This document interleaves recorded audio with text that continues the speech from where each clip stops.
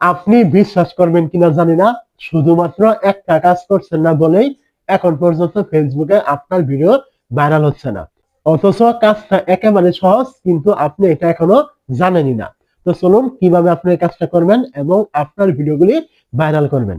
তো আপনি কি করবেন, প্রথমে চলে আসবেন আপনার ফেসবুক পেজ থাকবে এখানে। তো পেজে আসার পরে আপনি কি করবেন, এখান থেকে দেখবেন উপরে আপনার এরকম সার্চ আইকন থাকবে, ছোট্ট করে একটা সার্চ আইকন। আপনি কি করবেন, এখানে ক্লিক করবেন।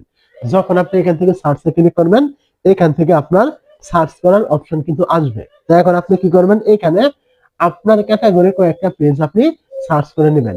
যেই টাইপের ভিডিও আপনি দেন, যারা এই টাইপের ভিডিও দিচ্ছে, আপনাকে কি করতে হবে, ওই কয়েকটা পেজ এখান থেকে সার্চ করতে হবে। তো এখান থেকে আমি আপনাকে দেখানোর জন্য একটা সার্চ করছি।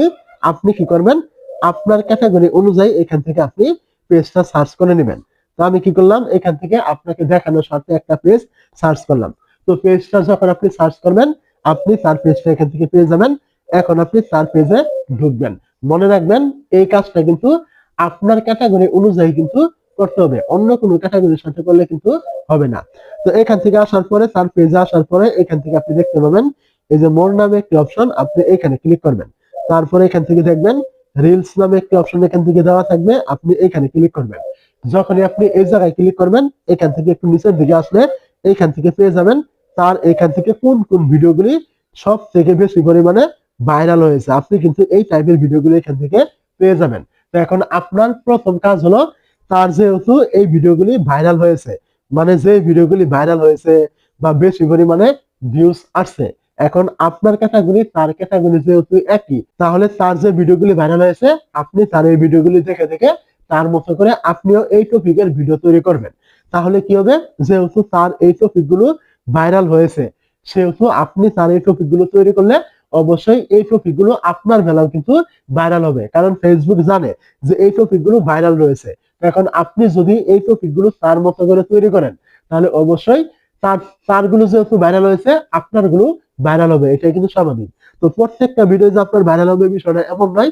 সে এখান থেকে যার ভিডিওগুলি ভাইরাল করেছে বা ভাইরাল হয়েছে, আপনি শুধুমাত্র এই ভিডিওগুলি দেখে দেখেই আপনি তৈরি করবেন। তো এখান থেকে আপনি শুধু ভাইরাল ভিডিও তৈরি করবেন বিষয়টা এমন না।